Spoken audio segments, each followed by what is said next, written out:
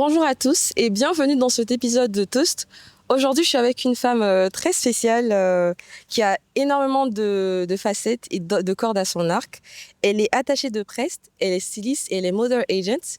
Ophélia, bienvenue dans Toast. Merci Andrea. Tu viens te présenter pour ceux qui ne te connaissent pas du tout. Alors, je m'appelle Ophélie Audrey Odjumlami ou Ophélie Audrey Zagadou. Ok.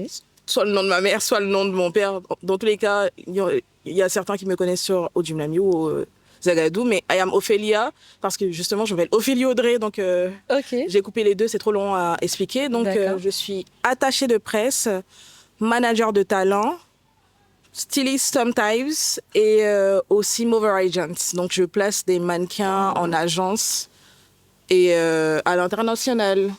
Et je gère tout ce qui est faire leur Polaroid, test shoot, etc., etc.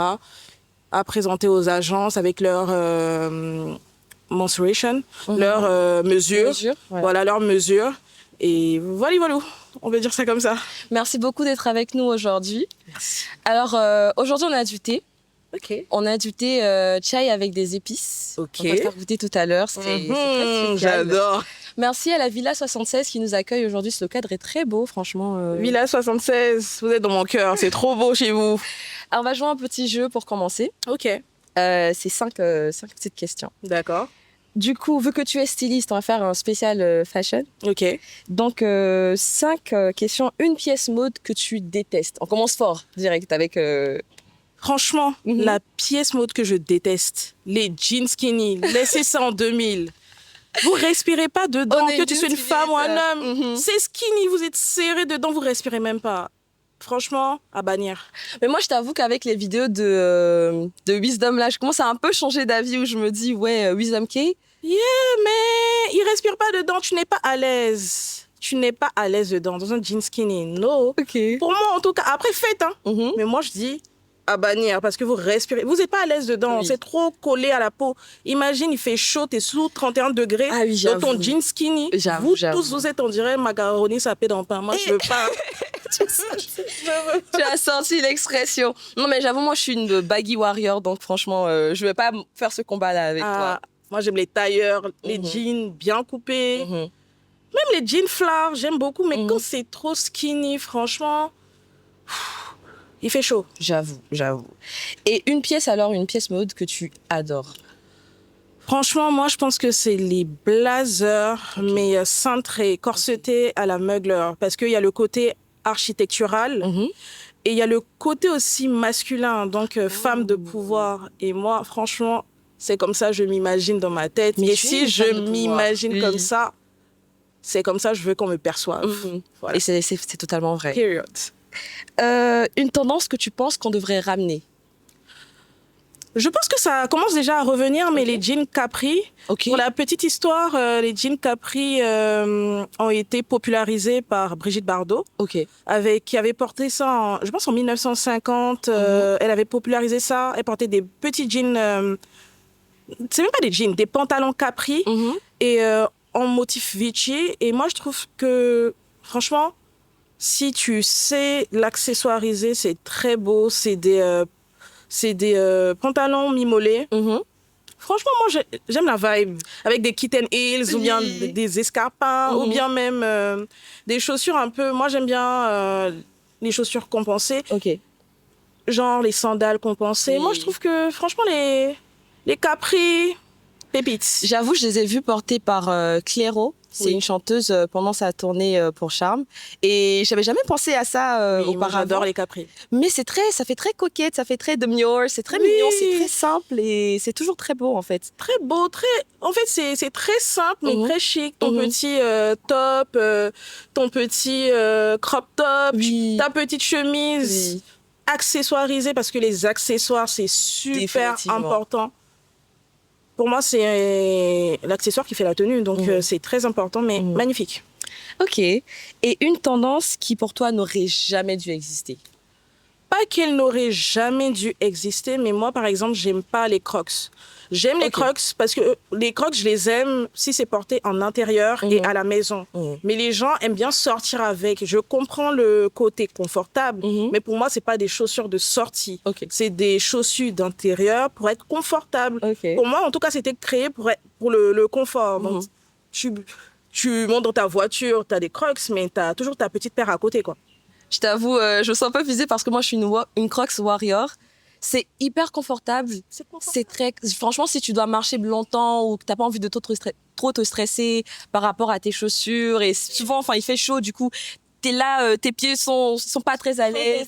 Exactement, et les Crocs, c'est très, très confort. Mais j'avoue, je comprends aussi ce côté-là où de base, c'est vraiment quelque chose qui est très maison. C'est pas pour sortir. Tu peux pas aller à un rendez-vous en Crocs. Oui, pas faux. Voilà, si tu vas te balader comme ça dans ton quartier, d'accord. Tu vas faire tes courses au supermarché, d'accord. Mais ce sont des chaussures d'intérieur, c'est pour ton confort. D'accord, voilà, d'accord. J'avoue, je comprends totalement ton point. Et enfin, une tendance actuelle qui t'excite vraiment. La tendance actuelle moi, c'est le retour aux tresses africaine, mais super stylisée. J'adore. Oui. Et d'ailleurs, je fais un shoot-out à You Are Air. Donc, Marie-Céline, shoot-out à toi. J'adore les coiffures, les tresses bien faites. Parfois, il y a le côté architecturel. Après, parfois aussi, ça te rappelle ton enfance. Oui. Quand on te faisait les candies, comme ça, les petites couettes comme ça. Les escargots. Franchement, et ça revient dans les éditos aussi. Oui. Ça revient dans les éditos de Vogue, Days Magazine. Ça revient. Et moi, je trouve que c'est beau, en fait. C'est beau et le fait que ça revienne en tendance, j'adore. Ok. Tout à l'heure, tu as mentionné que tu t'es attachée de presse. Oui. Est-ce que tu veux bien décrire, en fait, c'est quoi ton travail, une journée d'attachée de presse basique pour toi? Bien sûr. Déjà, moi, j'ai ma petite citation personnelle. Pour moi, une attachée de presse, c'est quelqu'un qui trace sa route, même lorsqu'elle n'existe pas encore. Ok. Donc, l'attachée de presse, c'est la personne qui va promouvoir des artistes, des entreprises et des marques. Les Anglais, ils disent publiciste quand tu mets le volet artiste, mais les marques, les entreprises, c'est la personne qui va envoyer des communiqués de presse aux journalistes.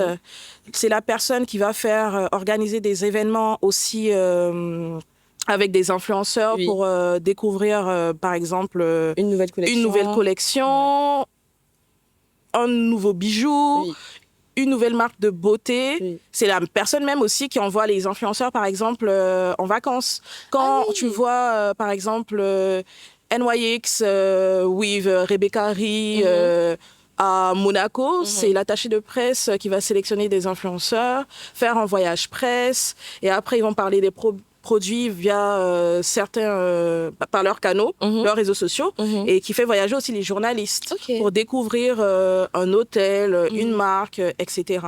Donc, c'est vraiment la personne qui va créer l'image de la marque. De la marque et qui va faire en sorte d'obtenir des retombées presse. Donc, quand tu vois, par exemple, Fenty dans Vogue et tout, c'est le travail en amont de l'attaché de presse derrière. Voilà. Et comment toi, tu t'es retrouvée dans ce domaine-là, en fait? Alors, de base, moi, je suis une personne de droit. Donc, j'ai étudié le droit pour les parents, on va dire. Et après, moi, j'aimais bien ça. Et après, je suis quelqu'un qui aime vraiment la mode, networker, réseauter. Et je cherchais quelque chose qui allait allier ça. Et j'aime beaucoup lire et écrire. Ok. Donc, je cherchais vraiment un univers qui allait matcher avec tout ça. Donc, j'ai vu les relations publiques. Ça m'a plu. Donc, j'ai fait des stages. J'ai fait une école. J'ai gradué samedi surpassé dans ce domaine-là. Bravo. Merci beaucoup. Et j'ai commencé à faire des stages chez Pascal Venot, qui a un grand bureau de presse. Donc, dites-vous que tout Paris Society, tout le Four Seasons, Elisabeth Arden, Revlon, le groupe Barrière, la maison Albar, en France, c'est Pascal Venot. Donc, je me rappelle même, on avait fait Porsche X Maison Albar en 2023 ou 2024. C'était super bien, c'était trop cool. J'ai rencontré même une ex-mix, Justine Camara, qui est adorable. D'accord. Et voilà, j'ai travaillé aussi pour Darbian en étant publiciste. Donc, j'ai travaillé avec Fatou Kaba, avec Franglish, voilà, avec Varmel Omari, qui est un footballeur aussi. Et avec des marques de diamants de laboratoire comme Aneka et Unsaid. Voilà. Tu as un carnet d'adresses, franchement, c'est très impressionnant. Je suis très honorée. Il faut se le créer. Merci beaucoup. Merci d'être venu. Je pense qu'on va apporter un toast. Bien sûr. Un toast thé. Oui. C'est pas un cocktail aujourd'hui. Ok. Et si jamais tu devais porter un toast à quelque chose cette année. Parce que tout à l'heure, tu me disais ton année, elle a commencé de façon très intéressante. Oui. Alors, le 31 décembre à minuit, donc on peut dire le 1er janvier à minuit, j'ai eu un article dans Dazed Magazine, le magazine londonien. Donc, pour moi, c'est une très belle entrée, en tout cas, en 2025. Donc, je porte un toast à Dazed, on va dire, à mon article dans Dazed. Et je porte aussi un toast à tous mes talents, Cyriane Broly, Henri Boisdu, Mallory... tous mes talents, Kimberly Kipré, je leur porte un toast parce que pour moi, ce sont des créatifs que vous allez voir partout, partout et partout. Tu veux du sucre pour ton thé ? Juste un peu. Ok.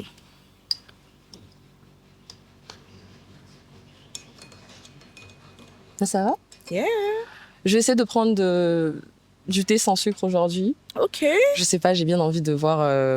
ce que ça donne. Ce que ça donne. Oui, tout le monde me dit, ouais, le sucre dans le thé, c'est pas comme ça que ça se boit, mais... Donc, on porte un toast à Dazed et à tous tes talents aussi. À tous mes talents, à toutes les marques avec lesquelles j'ai collaboré, à tous les créatifs ivoiriens aussi, parce que ça commence à bouger et ils font des choses incroyables, tout simplement. Du coup, bravo à tout le monde. Yeah. Vas-y. Qu'est-ce que t'en penses sans sucre ? J'aime bien. J'entendais pas. Je pense que j'ai essayé auparavant, mais le thé avait pas bien infusé. D'accord. Et du coup, ça avait juste l'air d'être de l'eau, mais avec un goût, un arrière-goût. Mais là, le goût, il est pas mal. Oui, j'aime bien. Ok. Ok. On va entrer dans le... Avant toute chose, déjà, Dis-moi. tu m'as dit que tu as fait la Paris Fashion Week. Yes. Est-ce que tu as une anecdote à nous raconter par rapport à ça ? Alors, j'en ai tellement. Je me rappelle déjà pendant le confinement, là, j'ai assisté au premier Sunday Service de Kanye West à Paris, au Théâtre des Bouffes du Nord, Porte de la Chapelle, et c'était incroyable, parce que c'était à 8h du matin, un 1er mars 2020. C'était incroyable, vraiment, genre, je suis tout à Romain aussi, à Romra, il se reconnaîtra, mais c'était incroyable, quoi, parce que j'étais assise, pour la petite histoire, à côté de Caroline Serre Duval, qui a fait la couverture du premier magazine Vogue. Oh, waouh! Une icône, en fait, dans le monde une icône de la mode, quoi. Il faudrait que tu ailles voir son Instagram, elle s'appelle Caroline Serre Duval. Ok. Et j'ai fait une photo avec Jacques Mus, j'ai eu à rencontrer Cédric Charby, je ne sais pas si c'est toujours actuel ou pas, mais c'était le PDG de Balenciaga, par exemple. Ok. Voilà. On parle vraiment de grands noms. Voilà, c'était le PDG de Balenciaga. Et quand tu arrives à rentrer dans ces univers-là, tu te dis que tu es capable de tout. Moi, pour moi, tout le monde est capable de faire ce qu'il veut faire, du moment que lui-même, en tant que personne, il y croit. Si toi-même, tu ne crois pas en ton art, tu peux aller nulle part, en fait.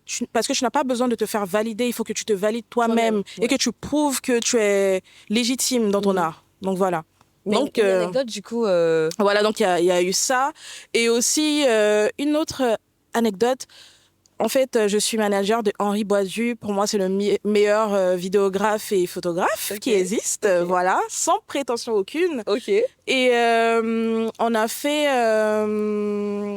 le défilé Balmain avec Eva Apio, qui est une influenceuse ougandaise basée plutôt, excusez-moi, à Londres. Donc, on a fait Casablanca et Balmain. Et Henri s'est fait interviewer aussi par Brut Afrique. Donc, c'était génial. Ils nous ont suivis pour aller à ce défilé-là. Donc, c'était incroyable. Et aussi, une fois, j'ai une amie à moi qui m'avait mise en relation avec un créatif londonien. Et c'était pour bosser pour la couverture presse de Erastar. Donc, ça s'est fait vraiment rapidement comme ça, genre... Du jour au lendemain, j'étais sur le shoot de Erastar en tant que creative assistant. Et je me suis chargée, j'ai fait un peu de tout, de la prod, de chercher la voiture, d'essayer de plugger tout et tout le monde, la nourriture et tout. Et les connexions, comme ça, tu te dis, hier, tu pensais pas à ça, le lendemain, on t'appelle pour aller faire quelque chose, tu fais, ça se passe bien. Donc incroyable. Tout tient vraiment à juste une seconde, en fait. Du jour au lendemain, ta vie Franchement, peut oui. changer. Au networking, au contact, tu ne sais pas, en fait. Pour moi, toute personne connaît forcément quelqu'un. Donc, il faut être assez audacieux pour approcher la personne. Et je me dis toujours que la pire réponse que tu puisses avoir, c'est un non. Oui. Et ça ne t'enlève rien un non. Donc, voilà. Oui, c'est vrai.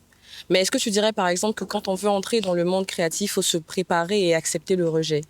Oui, complètement. Si tu es là pour pleurer, ne rentre pas dedans. Parce qu'il y a des personnes qui vont pas croire en toi. Tu vas toquer à 100 portes. C'est la seule porte qui va t'ouvrir, qui peut t'ouvrir vraiment, genre... toutes les autres portes ensuite, quoi. Toutes les autres portes ensuite. Il faut vraiment jamais hésiter à oser. Petite anecdote encore. Une fois, il y avait A$AP Rocky qui était au Beau. Ça s'appelle maintenant le Cova. Et j'ai dit à une de mes amies qui s'appelle Ismat, qui est attachée de presse aussi d'ailleurs, allons-y. Elle me dit, Ophélie, c'est la Fashion Week, il y aura la queue. Est-ce que tu es sûre? Nanani, nanana.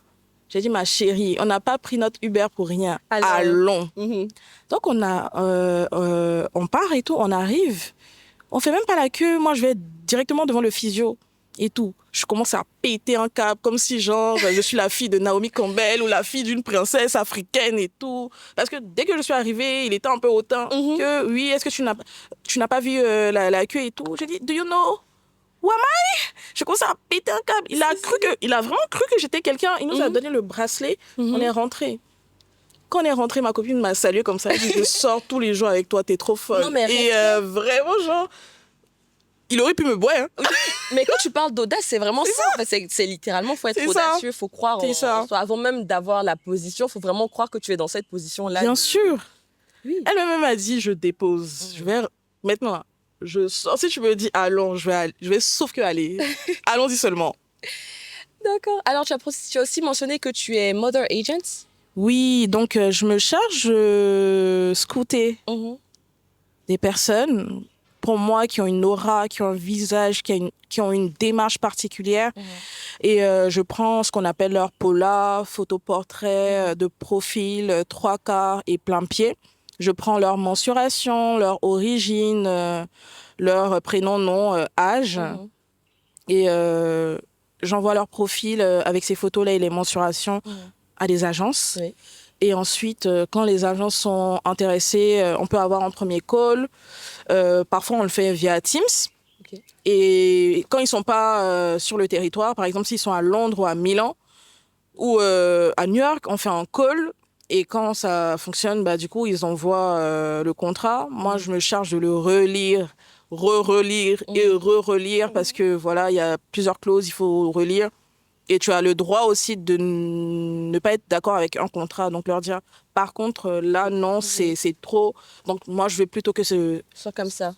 Je suis le premier agent de mon mannequin. Donc, pour moi, je m'occupe vraiment de... Il doit être à l'aise. Oui, c'est très important. Oui. Il doit être à l'aise. Parce que tu es le contact noyau de toutes les autres agences, elles se réfèrent à toi. Donc, par exemple, s'ils ont besoin d'une de mes mannequins qui s'appelle Cyriane, par exemple, à Londres, je dois demander à Milan si elle n'est pas déjà bookée ou à Paris, parce qu'elle ne peut pas être à deux endroits à la fois. Et ça se passe exactement pareil, du coup, avec mes artistes. Oui. Quand on te book, tu dois savoir si l'artiste n'est pas déjà booké autre part. Oui. Donc, voilà. Donc, je me charge de les scouter. Parfois, je me promène sur les réseaux sociaux comme ça. Je regarde, j'envoie des DM, que ce soit sur Instagram, sur TikTok. Parfois, même en marchant, je te regarde, je viens de t'approcher, je dis je trouve que tu as un profil de mannequin, est-ce que tu as songé? Elle me dit non, je suis pas trop intéressée. Je dis est-ce que je me permets quand même de te faire des polas? Ne sait-on jamais? Et parfois ça fonctionne, ou parfois il y a des personnes, c'est pas leur univers par exemple. Oui. Donc voilà, quand c'est pas leur univers, tu forces pas quoi. Tu forces pas, oui. Est-ce que tu as une histoire de scouting qui t'a vraiment marqué? Alors, une histoire de scouting qui m'a vraiment marquée. Ou par exemple, tu as scouté quelqu'un et tu ne t'attendais pas du tout à ce que la personne atteigne les sommets, mais ça s'est très bien passé au final, ou quelqu'un qui était très réticent au départ. Je pense Cyriane Broly, parce que je l'ai rencontrée lors d'un shoot. Cyriane qui est ivoirienne, franco-ivoirienne. Oui. Et je l'ai rencontrée lors d'un shooting et je lui ai demandé « mais t'es pas mannequin ?» Elle dit « Non, je shoot ça et là. Parfois, j'ai des amis qui veulent bien que je pose pour eux et tout. Oui. » Je lui ai dit « Mais moi, je dois prendre tes polas. Moi, je veux te scout. En tout cas, moi, je... » Elle m'a dit « Oui, mais il y a une agence même qui m'a contactée, mais ils sont un peu bizarres, tout ça là. » J'ai dit « Ma chérie, moi, je veux être ta mover agent. Je veux te scouter. Okay. » Donc, du coup, je lui ai fait ses polas. 3 jours après, j'ai démarché des agences. 3 jours après, il y a Metropolitan à Paris qui m'a répondu. Wow. Donc, elle a été signée chez Metropolitan. Et les semaines qui ont suivi, elle a été signée chez Blow Models à Barcelone et à Madrid, chez The Walls Model à Milan. Et en fait, ça s'est fait... comme ça, juste... vraiment, une semaine. Elle-même, elle était choquée. Ça s'est fait vraiment genre en une semaine. Et elle est partie à Milan pour la Fashion Week pour faire les castings. Elle est partie aussi à Londres pour faire des castings, des test shoots aussi. Et franchement, ça s'est fait vraiment comme ça. Donc voilà.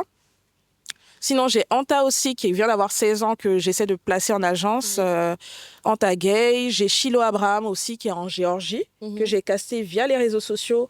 Et Anta je pense aussi... que c'était via les réseaux sociaux, je sais plus trop. Mais c'est quoi une erreur que tu vois souvent chez des jeunes qui veulent entrer dans le domaine de la mode? En fait, ils ne se documentent pas. Okay. Ce domaine-là, en fait, il y a des codes. Il y a vraiment des codes et il faut se documenter. D'accord, tu veux, mais quand tu veux quelque chose, il faut savoir un minimum sur cette chose-là. Oui. Si tu ne sais rien, tu ne peux pas arriver comme ça. Ah oui, bonjour, je vais être styliste. Je vois ce que tu veux dire. On va te parler de matière, on va te parler, tu veux être quel genre de styliste? Et comme tu veux être... tu veux styliser qui? Je sais pas moi, tu veux faire des éditos? Quel genre... Tu ne sais pas. Ah non, mais je veux juste être styliste. Ok, mais c'est plusieurs être styliste. Il y a plusieurs cordes. Ou bien, par exemple, les gens qui disent « je suis creative director ». Et quand tu leur demandes « qu'est-ce que tu fais en tant que creative director ?» Ils vont te citer tout et n'importe quoi, mais ils ne sont pas creative director, quoi. Donc bon, après, je me dis « Bon, si tu veux, d'accord, mais bon, mais ça reste sur un CV, quand tu vas postuler ou bien quand tu es en entretien, si tu n'es pas capable de dire ce que tu fais ou si tu... t'auto-proclame quelque chose et qu'on te demande, du coup, qu'est-ce que ça requiert et que tu n'es pas capable de citer ou de dire. C'est vrai que c'est pas très cohérent. C'est pas très cohérent, quoi, tout simplement. Okay. Ophélia, comme on a établi déjà, tu as énormément de cordes à ton arc. Comment tu gères les moments de blocage créatif, si jamais c'est quelque chose que tu expérimentes? Franchement, lorsque je suis bloquée, je dors. Je mets mon téléphone en mode avion. Soit je dors, soit je lis un livre. J'adore lire. Ou je regarde une série. J'ai regardé Gossip Girl, je ne sais pas combien de fois. Et je vais re-regarder. C'est ta confort oui, j'aime bien petit chocolat chaud, bien petit thé, thé couché. Tu regardes ta petite série, tu dors, tu sors. Faut pas forcer en fait. Si tu es bloqué... c'est pour une raison. Il faut aérer ton esprit et ensuite revenir voir si c'est revenu. Mais il ne faut pas forcer, sinon tu vas péter un câble et ce n'est pas le but, tout simplement. Effectivement. Moi, j'ai une théorie selon laquelle, en fait, en tant que tout artiste ou toute personne qui est créative, c'est très important les médias avec lesquels tu entres en contact parce que très souvent, regarder un film ou lire un livre peut permettre de débloquer en fait quelque chose dont tu n'avais pas forcément conscience. Tu peux être en train de travailler sur un projet et tu es bloqué, mais juste peut-être tu regardes un film ou une série ou tu lis un livre, tu écoutes une chanson, un projet avec lequel tu n'avais jamais été en contact auparavant. Tu sors de ta zone de confort même. Et en fait, cette exploration-là dans l'art des autres te permet d'avoir une mini-exploration de ton art à toi-même et aussi de tirer des inspirations qui te permettent de t'inspirer en fait et de te faire faire d'autres choses. Je suis complètement d'accord avec toi, surtout que moi, quand tu lis des livres, tu apprends des mots, tu t'instruis. L'instruction, c'est hyper important, tout simplement. Tu apprends des mots, même par exemple quelqu'un qui veut parler anglais. Quand tu regardes des séries, tu les mets en version anglaise, tu mets les sous-titres en français et tu apprends, tu peux prendre ton petit carnet, tu notes. Au fur et à mesure, ça reste en fait. Parfois, tu lis, tu te dis, tu n'as rien appris et un jour, il va y avoir un mot compliqué. Tu dis, ah, mais je connais ce mot, j'ai lu ça dans... Si. Fun fact, moi, j'ai appris l'anglais avec Netflix et YouTube. Mais voilà. En regardant des vidéos en anglais et des films et des séries en anglais avec les sous-titres en français. Pareil. Et après, j'ai changé aux sous-titres en anglais. Et avant même que je me rende compte, le fait d'être constamment en contact avec... Tu vois que tu comprends même sans les sous-titres. C'est important. Moi, pour moi, en tout cas, c'est important de s'instruire dans n'importe quel domaine. Franchement, dans n'importe quel domaine. Il y a les reportages Arte qui sont super bien faits. Donc, je vous... allez regarder. En tout cas, faites des reportages Arte. Parce que dans tout corps de métier, c'est super bien agencé, en fait. Donc, regardez des reportages, lisez. Si vous n'aimez pas lire, écoutez des podcasts. En tout cas, il y a toujours une manière... Écoutez Toast. Et toaster. Vous pouvez toaster avec votre ami et puis apprendre en même temps, s'instruire. Donc voilà. Et pour moi, c'est important dans tout corps de métier. En tout cas, il faut avoir une base. Il faut avoir une base, tout simplement. C'est hyper important de rester éduqué, d'être curieux aussi. Bien sûr, de demander, d'aller à la bibliothèque, de demander même. T'as un ami dans un corps de métier, va boire un verre avec lui, demande-lui de te parler de son métier, pourquoi il a voulu le faire, tout ça. Mais en fait, genre, tu t'instruis, quoi. Tu t'instruis partout, pour tout. Tu as mentionné que tu aimais beaucoup lire. Est-ce que tu as une recommandation de livre pour nos auditeurs? Une recommandation de livre. Moi, vraiment, j'aime bien Antoine Le Petit Prince. J'adore Le Petit Prince. J'adore vraiment Le Petit Prince. Et sinon, Le Petit Garçon Bleu. J'ai oublié le titre. C'est le titre, mais l'auteur. Et après, moi, j'aime bien lire aussi des archives, des livres de mode et aussi des livres qui parlent d'Afrique, quoi. Parce que je veux retourner aux sources. Moi aussi, je veux commencer à parler ma langue et tout. Faire l'expérience en langue et puis personne ne comprend. C'est pas anglais, c'est pas français, tu comprends pas. C'est quoi ton ethnie, du coup? Alors, du côté de ma mère, elle est Akan, elle est Atié et Yoruba, parce qu'elle est béninoise et nigériane, elle est ivoirienne, nigériane et béninoise. Et du côté de mon papa, Didier Drogba, il est quoi? Il est BT. C'est trop intéressant parce que je suis littéralement Atié et BT aussi. Ma mère est Atié, mon père est BT. Bienvenue au club. Famille. Alors, non mais franchement... J'avoue, j'aimerais bien savoir parler Atié parce que des fois, quand on fait les cérémonies de famille... je sais dire je t'aime. Comment on dit je t'aime en Atié? Mboulaye. Je sais pas si je prononce bien, mais moi, je suis une romantique. Mboulaye. Ça, c'est très romantique, j'aime bien. Avec le petit regard. Mboulaye. Ok. Est-ce que le syndrome de l'imposteur, c'est un truc qui te parle? Moi, franchement, je dirais que les gens aiment beaucoup utiliser ce mot pour tout et pour rien. Pour moi... En fait, c'est normal d'avoir des moments de doute. C'est pas forcément le syndrome de l'imposteur. Quand tu travailles beaucoup, parfois tu as des moments de doute. Ou bien quand tu rentres dans certaines sphères, tu as des moments de doute. Et ça veut dire même que tu avances, en fait. Avoir des moments de doute, c'est ultra normal. Et c'est surtout important aussi, genre, tout n'est pas rose. Tout n'est pas blanc, tout n'est pas noir. Parfois, c'est gris. Parfois, c'est rouge. Donc, voilà, c'est important. Mais moi, je dirais que parfois, j'ai des moments de doute. Et après, je fais mon introspection. Je me remets en question. Voilà, genre, je me libère, je lis, je sors avec des amis. Je vais manger. J'aime bien, par exemple, les pains perdus, les desserts, c'est ma came. Donc, voilà. Et après, je me remets au boulot pour moi, c'est important. C'est humain, on va dire. C'est humain d'avoir des moments de doute, mais c'est pas forcément le syndrome de l'imposteur. En vrai, je n'y avais jamais pensé comme ça, mais je suis totalement d'accord avec toi pour le coup. C'est vrai que c'est très normal. On a tendance à oublier en fait que le doute fait partie de juste l'humain humaine. Ben, bien sûr. Et je trouve ça très intéressant ce que tu as dit par rapport au fait que avoir des moments de doute, des fois, ça veut dire que tu avances. Tu avances, bien sûr. Tu te retrouves dans des endroits où tu n'aurais jamais imaginé te retrouver. Bien sûr. Et que tu fais des pas vers l'avant, en fait. C'est ça. Okay. Parce que les gens aiment bien, oh, FOMO, oh, syndrome de l'imposteur. T'as des moments de doute, moi, ma camarade, mon amie. C'est normal. Ça prouve que t'es un humain. Voilà. Fun fact, you are a human being. Voilà, you're a person. Yeah. Tu vas avoir des doutes, de l'anxiété. Voilà, genre, fun fact, yeah. T'es une personne humaine, tu respires, you breathe. Voilà. Mais c'est pas forcément, les gens, ils aiment bien utiliser les mots un peu... Je pense que c'est vraiment le fait qu'on a vulgarisé le langage psychologique sur Internet, où maintenant tout le monde... tu te sens important quand tu dis « Oh, j'ai le syndrome de l'imposteur ». Mais je pense que ça nous fait grossir aussi des... Tu vois, comme par exemple, quand tu as un symptôme bizarre, si tu as mal à la tête, et puis tu googles, mal de tête, Google te dit « Ouais, t'as une tumeur dans le cerveau ». J'ai l'impression que c'est pareil, en fait, la vulgarisation du langage psychologique. C'est complètement ça. On grossit énormément des phénomènes qui sont totalement naturels. C'est complètement ça. Et ça prend des proportions où... Après, c'est bien parce que tu apprends un mot, syndrome de l'imposteur, FOMO, tu apprends un mot, d'accord. Mais bon, il y a des personnes qui ont vraiment ce syndrome-là, en fait. Et c'est pas forcément toi ni moi. Le doute existe. Et ça montre que tu avances. Ça montre que là, tu passes un cap, tu passes un step. Donc, c'est important, tout simplement. De savoir ça, de te remettre en question et puis d'avancer, tout simplement. Je suis totalement d'accord avec toi.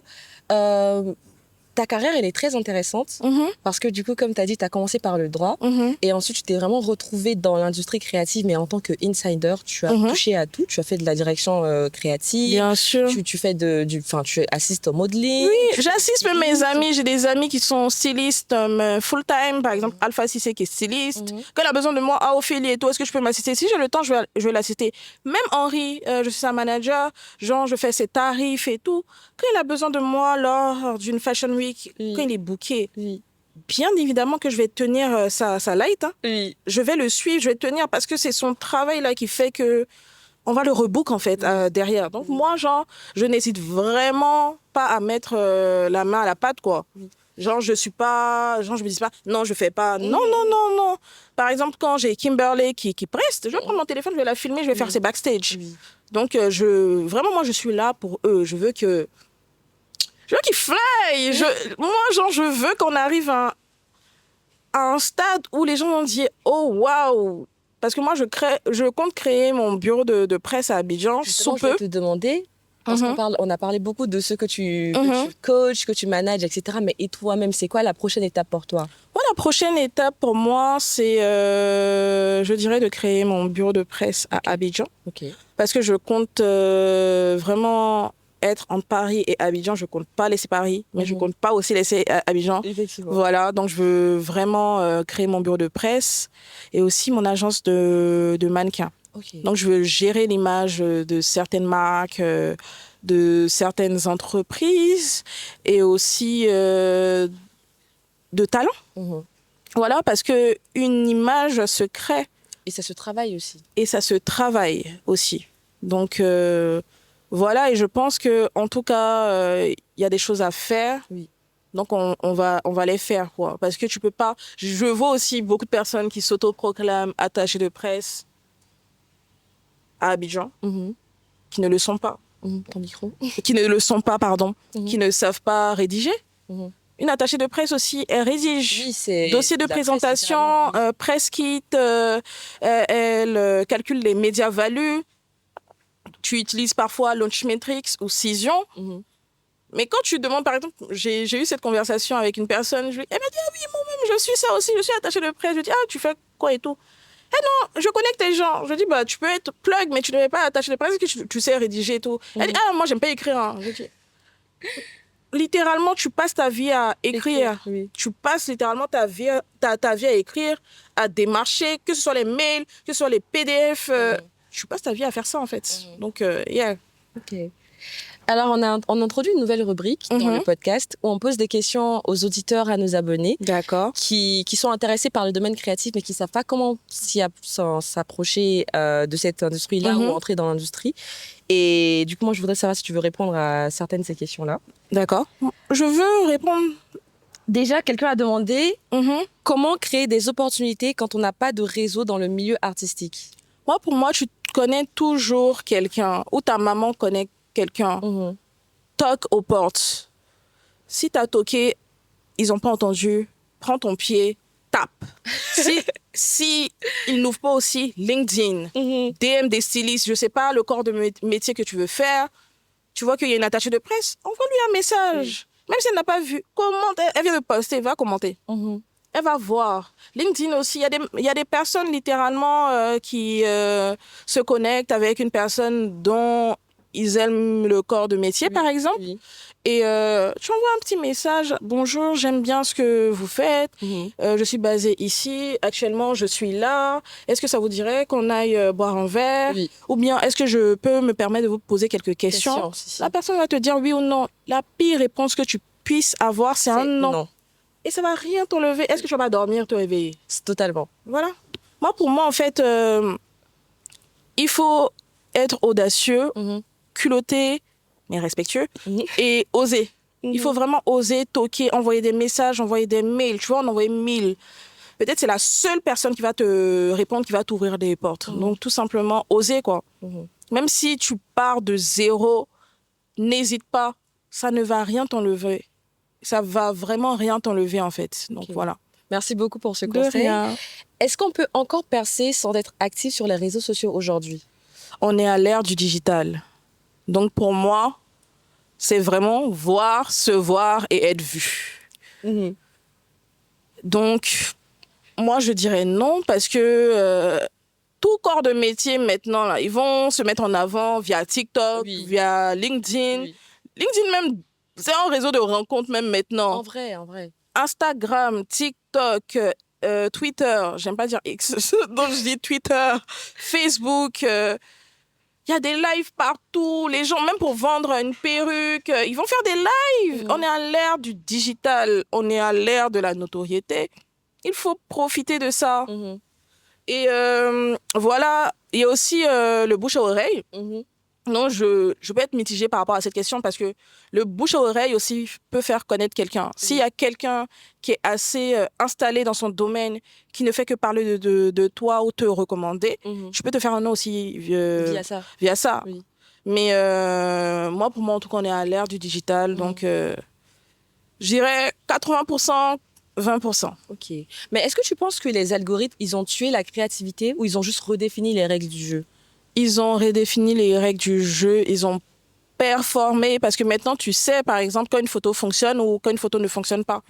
Par exemple, lorsque une marque va approcher un influenceur ou une personnalité publique, ils vont regarder, par exemple, son nombre d'abonnés, son nombre de commentaires et son nombre de likes. Son engagement. Donc, ils vont calculer sa média value. Et c'est en fonction de ça qu'ils vont faire tes tarifs, tes rates, et te proposer si tu es ambassadeur digital de L'Oréal ou que sais-je, ou ils te veulent en égérie de quelque chose. Donc pour moi, ça, c'est venu vraiment transformer et redéfinir les règles du jeu. Donc tu es toujours poussé à faire plus, on va dire. Oui, mais il faut s'adapter en fait, parce que je pense qu'on a énormément de difficultés en tant que créatif à comprendre l'algorithme et à savoir comment naviguer entre les différents trends et puis la viralité qui est quelque chose de très facile à accéder, mais qui est aussi très compliqué. Bien sûr. C'est vraiment un facteur chance. Il y a des gens qui sont virales du jour au lendemain sans vraiment savoir faire grand-chose alors qu'ils ont tenté à plusieurs reprises pendant des années. Surtout TikTok. TikTok, en fait, c'est le réseau où tu peux arriver en pyjama, les cheveux en bataille, raconter vraiment ta vie. TikTok adore les story time ou les vlogs. Totalement. Et percer et être viral. Moi, j'ai un ami récemment qui était sur TikTok. Je pense qu'il avait un peu d'abonnés, vraiment un peu d'abonnés, vraiment peu d'abonnés.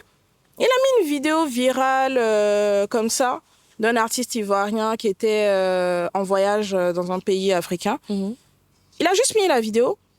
À l'heure d'aujourd'hui, là, 100 cas, hein, ça fait pas 2 mois, 3 mois, l'histoire que je suis en train de te parler là. Wow. Donc, pour te dire que il suffit parfois d'une seule vidéo. Oui. Il est passé de peut-être, genre, je sais pas, peut-être 1000 abonnés à 100 000 abonnés. Donc, faut profiter, exploiter en fait les moyens qu'on a. On est vraiment, comme tu as dit, on a une ère très différente. Bien sûr, il faut oser et profiter et s'en foutre du regard des autres. C'est facile à dire, hein. Mais pour moi, la seule personne qui peut se saboter, c'est toi-même. Okay. La seule personne qui peut se saboter, c'est toi-même. C'est totalement vrai. On peut tout te dire, même tes parents peuvent te dire « Ah, je te vois pas dans ça, tu vas pas réussir dans ça. » Si toi-même, tu crois pas en toi, tu peux aller nulle part. Parce que, bien évidemment, tu as des parents qui sont tes dieux sur terre, qui sont au-dessus de toi. Mais tu es une personne à part entière. Oui. Aucun parent n'est capable de rentrer dans ton esprit et dire qu'à l'instant T, là, on est en train de discuter, je sais pas à quoi tu penses dans ta tête. Oui. Tu as appelé ta maman ne sait pas. Hein. Pourtant, elle t'a mise au monde. Oui. Tu es une personne à part entière. C'est pour ça même, parfois, je dis, tu es enfant d'eux, tu peux être fille d'eux, tu peux être maman d'eux, mais tu es toi-même avant tout. Et si tu t'oublies, c'est fini pour toi. Tout simplement. Super inspirante la citation, j'adore. Je pense que je vais garder ça en tête parce qu'on a tendance à se perdre, surtout ici en Afrique où quand tu oses avoir le rêve créatif dans ta famille, on te rappelle immédiatement que oui, il n'y a pas d'argent dedans, c'est ça. tu vas pas réussir dedans, c'est ça. C'est pour t'asseoir et puis regarder, tu veux pas faire médecine, etc. Mais en vrai, c'est hyper important. Et quand tu prouves, les disent « Oh, mais il fallait bien m'expliquer. C'est pas compris. » Alors que oui, comme tu dis, si tu crois en toi-même, c'est vraiment ta propre confiance en toi qui peut te permettre de te vendre et de dire aux gens, je suis capable de faire ça. Bien sûr. Même quand tu n'es pas sûr de pouvoir le faire. Bien sûr. Il y a des personnes même qui disent, je suis ça, ils ne sont pas ça. Ils vont aller, là, tu as dit que tu étais, donc il faut faire. Tu as 2 cas. Soit exceller, soit être nul. Si tu es nul, tu es fermé de partout. Oui. Parce qu'ils vont dire, lui là, c'est un menteur. Si tu as excellé, ils vont dire, mais effectivement, il est ça. Si. Est-ce qu'il y a eu une occasion où tu as dit que tu savais faire quelque chose alors que tu n'avais jamais fait de toute ta vie et tu as essayé et en fait, tu as pas forcément excellé immédiatement parce qu'il faut être réaliste, mais tu t'en es plutôt bien sorti? Franchement, non. Moi, je suis très terre à terre. J'aime pas la honte. J'aime pas ça. Faut pas, je vais dire, je sais faire. Je vais arriver là-bas, je comprends rien. Donc, non. Franchement, non. Moi, je pense à l'époque où j'ai travaillé pour la Sunday, le festival, et ils m'avaient demandé, oui, tu peux vendre les tickets, genre faire standard au téléphone. J'avais jamais fait ça de toute ma vie. Prendre les commandes en ligne, discuter avec les clients. Moi, j'étais vraiment un rat de bibliothèque, tout le temps dans ma chambre en train de lire. J'aimais pas trop parler avec les gens que je connaissais pas. Bien sûr. Mais cette année-là, j'ai dit, bah, tu sais quoi, vas-y, d'accord, pas de souci. Et au final, ça s'est plutôt bien passé. J'étais très effrayée les premiers appels. Quand j'ai dû prendre la ligne et parler, je bégayais et tout. Mais au bout de 3e call, du 4e call, franchement, je me suis rendu compte que, en fait, c'est pas si terrible que ça. Et que, une fois que tu te mets dans l'état d'esprit de OK, c'est pas la mer à boire. C'est ça. C'est qu'un appel, c'est qu'un taf. Bien sûr. Vraiment le faire. Bien sûr. Et que tu te donnes les moyens tu te concentres, tu apprends parce que j'ai dû regarder en ligne, comment il faut parler au téléphone avec des gens que tu connais pas, etc. S'éduquer surtout. Bien sûr. Et vraiment, une fois que tu as tous ces outils-là, il faut juste avoir confiance en toi et puis tu y vas. Bien sûr. Et moi aussi, genre, je m'autoproclame la femme des dernières minutes. Parce que moi, j'ai tellement d'amis à chaque fois à la dernière minute, ils m'envoient un message. Ophélie, on a besoin de mannequins et tout. Est-ce que autant est disponible aujourd'hui à 14h alors qu'il est 13h30? Donc 14h, c'est dans 30 minutes. Je vais trouver ta solution. Wow. Moi, genre, je me dis, je suis capable de tout. Mais tu es capable de tout. Avec tout ce que je t'explique là, tu es bien capable sûr, de tout. Là, franchement, surtout en termes de casting, là, mes amis en général... à chaque fois, à dernière minute, ah oui, on veut telle personne, ou bien j'en propose, nous. Et le projet se fait parce que je trouve vraiment les mannequins et ça se passe super bien. Et même en termes d'attaché de presse aussi, j'aime beaucoup aider mes amis, regarder un peu ce qu'ils font, refaire leur dossier de présentation quand pour moi il manque certaines idées, donc je leur présente ce que j'ai fait. Ils doivent être d'accord ou pas l'être, mais dans tous les cas, on travaille en symbiose et on arrive à une finalité. En fait, tu es vraiment la femme de toutes les situations. On peut dire ça. En tout cas, je le prends. Si tu me le dis, je prends et j'accepte. C'est la femme de toutes les situations. J'accepte. Alors, Ophélie, où est-ce qu'on peut suivre ton travail? Alors, sur mon compte Instagram, I am Ophelia. Donc, I-A-M-O-P-H-E-L-I-E-A. Il y a un E avant le A. C'est Ophélie et A à la fin pour dire Ophélie Audrey, mais c'est trop long. Et sur LinkedIn, peut-être Ophélie Audrey Ozumlami. Et je pense que mon TikTok, c'est I am Ophelia aussi. On va taguer tes comptes. Franchement, si vous voulez voir ce qu'elle fait, que vous voulez suivre, comme elle a dit, n'hésitez pas à lui envoyer un DM aussi. Oui, envoyez des DM si vous êtes intéressé par un métier, vous voulez savoir comment ça se passe, si je peux vous donner des conseils.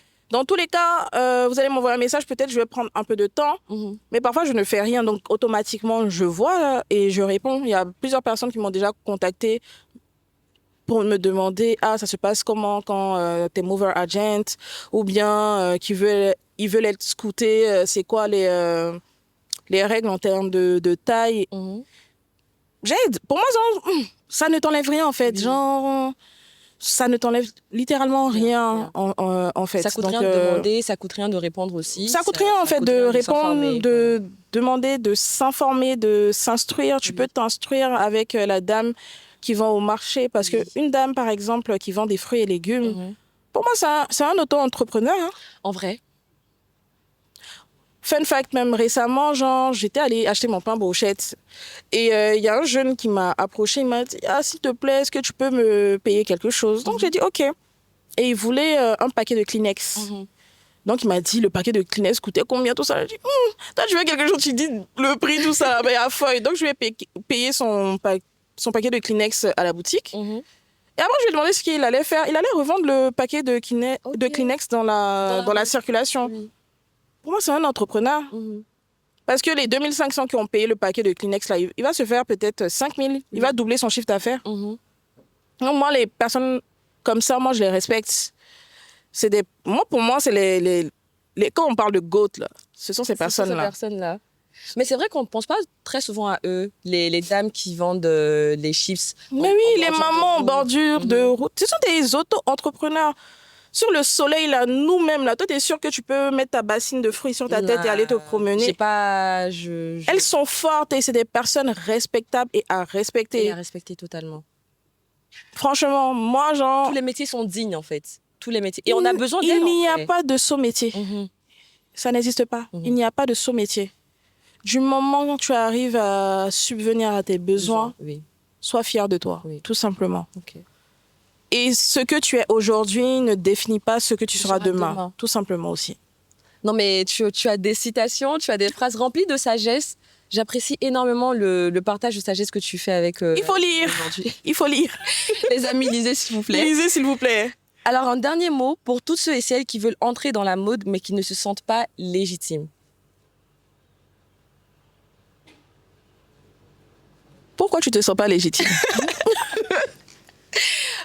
Pour moi, tu es capable de tout. Si tu ne te sens pas légitime, déjà, il faut savoir, tu veux rentrer dans la mode, mais qu'est-ce que tu veux faire? Tu veux être photographe, tu veux être styliste, tu veux être set designer, tu veux être attaché de presse, accès mode, tu veux être talent manager, tu veux gérer des influenceurs. Il y a énormément de choses, en fait. Il y a énormément de métiers dedans. Il faut déjà dire ce que tu veux faire, t'informer dessus. Essayer de voir sur Instagram, sur TikTok, sur LinkedIn, une personne qui est dans ce métier-là. Envoyer un message. Envoie plusieurs messages. Il y a forcément une personne qui va te voir et qui va te répondre. Tu es légitime, en fait. Pour moi, quand tu viens me le dire comme ça, ah non, mais je suis pas trop légitime. Moi, je vais te booster. Je vais dire que tu es capable. Je vais te booster et tu vas croire en toi. Parce que si tu ne crois pas en toi-même, là, tu veux que qui croit en toi, en fait? Franchement, il faut croire en toi d'abord. Merci beaucoup, Ophélie. Merci à vous. Ce moment de partage, mais vraiment très intéressant. Moi, j'ai appris énormément de choses pour quelqu'un qui est très anxieuse et qui a tendance à rester dans mon Je suis très anxieuse aussi. Moi, vraiment, genre, je suis très anxieuse. Quand je suis anxieuse, là, genre, je ghost. Et c'est pas bien. Oui, en vrai. C'est pas bien, mais je ghost, je reste dans mon coin. Et je suis hyper sensible. Je suis hyper sensible. Les gens en général qui me connaissent vraiment savent que je suis hyper sensible. Parce que tu peux me dire quelque chose et pendant littéralement 8 mois, je vais penser à ça. Mais comme moi, dans ma tête, je peux pas montrer à la personne que tu m'as blessée ou bien tu m'as fait quelque chose. Tu vas jamais savoir. Moi, je ne tarde pas. Je peux me lever un matin, tu m'as fait un truc. De là à là, je te dis, je te parle plus. Et je vais plus jamais te parler. Ça va faire 6 ans, 10 ans, on se parle pas. Oh, waouh! Évolue. Je te souhaite vraiment le meilleur. Moi, je suis pas une rageuse pour dire, ah, je veux que tu rates tout. Non, il faut évoluer. Je serai super fière de toi, mais loin de moi. Okay. Je veux ma paix. Alors que moi, je pense que vraiment, je veux ma paix. C'est une année où j'apprends à pardonner, à passer au-dessus de certaines choses. Et je t'ai pardonné, mais je veux juste pas que tu sois à côté de moi. Oh, ok. Moi, en fait, je t'ai pardonné. C'est pour ça que je veux que tu évolues. Je veux que tu excelles. Sois la femme que tu as imaginé être, mais loin de moi. J'ai pas envie de te sentir. Sois loin. C'est tout. Oh. Sinon, pour moi, rien n'est forcé dans la vie. Tu ne forces pas quelqu'un à t'apprécier, tu ne forces pas quelqu'un à t'aimer, rien n'est forcé. Et ce n'est pas grave. Tu vas être triste un moment et puis passer au-dessus et trouver la personne pour toi, l'ami pour toi, le chéri pour toi. Le tout pour toi, tu vois. Ça me parle vraiment, j'avais vraiment besoin d'entendre ça. Voilà, franchement, parfois, il faut juste laisser les gens. Oui. C'est le processus de la vie. Hein. Oui. Il y a les hauts et il y a les bas. Oui, comme je l'ai dit tout à l'heure, là, tout n'est pas blanc, tout n'est pas noir. Parfois c'est gris. Et c'est normal. Il faut accepter que ce soit gris pour que le gris, là, devienne blanc ou devienne noir. Donc voilà, il faut juste accepter et être cash sur ce que tu veux pour toi-même. Si tu es quelqu'un qui a tendance à pardonner, tu dis « Ah, c'est pas grave, je veux que cette personne revienne dans ma vie. Laisse la personne revenir dans ta vie. Okay. Si tu ne veux pas, tu ne veux pas. Tu peux pas façonner une personne à ton image. La personne est déjà elle-même. Est sa propre personne. Oui. Donc moi, je peux te dire, par exemple, que moi, je préfère, en tout cas, que la personne évolue, mais loin de moi. Et toi, tu peux ne pas être d'accord avec moi. Et c'est OK, en fait. C'est OK qu'on ne soit pas d'accord. C'est en matière à débat. Et on discute. Mais tu peux pas forcer quelqu'un à penser comme toi ou à agir comme toi. La personne n'est pas toi. Effectivement. Tout simplement. Même ton jumeau ne réfléchit pas comme toi. Même si parfois, vous avez des petites pensées. Tu as un jumeau? Alors, moi, ma mère a des sœurs jumelles. OK. Donc, du coup, apparemment, ça veut dire elle est Amani. Okay. Et moi, j'étais jumelle et en allant m'accoucher, elle a perdu un enfant. Oh, vraiment. Donc, du coup, je l'ai jamais connue. Donc, bon, merci quand même pour le désolé. Donc, voilà. Donc, c'est pour ça, parfois, les gens disent « Ah oui, c'est pour ça que t'es dure de caractère et tout. » Je dis « Oui, je suis dure quand il faut, mais très chill aussi quand il faut, tout simplement. Voilà. En tout cas, merci beaucoup. Merci à vous. Pour ce beau moment de partage. Merci à vous. Et toutes ces paroles de sagesse-là que tu nous as partagées aujourd'hui. Franchement, merci à vous. Et c'était que le début, je pense qu'il y a plus. C'était que le début. Moi, j'ai un objectif pour 2026. Ok. Mais voilà. Vous allez voir. Ça reste un peu dans le secret. Parce que je travaille pour ça. Et moi, je suis le genre de personne, j'aime pas trop parler de quelque chose qui n'est pas encore sorti. Parce que j'ai l'impression que je me tire des balles dans le pied. Oui. Et si ça ne sort pas, c'est bizarre. Oui. Donc moi, je fais. Et quand ça sort, je poste là. Ah ouais, mais t'as fait ça? Oui, j'ai travaillé pour ça, j'ai fait. Mais sinon, j'ai un gros objectif. J'espère par le travail, par la foi et par Dieu, je suis croyante, ça va se réaliser. En tout cas, je vais bosser pour ça. Et peut-être que un autre jour, on se verrait, je te dirais, ah ben tu te rappelles de ce que je t'avais dit, ça s'est passé. Mais en tout cas, si moi j'ai un mot de fin à dire, déjà bravo pour Toast, c'est rafraîchissant. Merci. C'est vraiment rafraîchissant et continuez. Et j'espère pour vous que vous allez avoir des personnalités que vous n'imaginez même pas, venues de part et d'autre. Merci beaucoup. C'est tout ce que je vous souhaite. Vous espérez et vous travaillez pour, oui, donc ça va arriver. Manifestation, la foi, le travail. Merci beaucoup. On dit aide-toi et le ciel t'aidera. Amen. Vous aidez déjà, le ciel va vous aider. Amen. Donc voilà. Merci beaucoup. Merci à vous, Toast.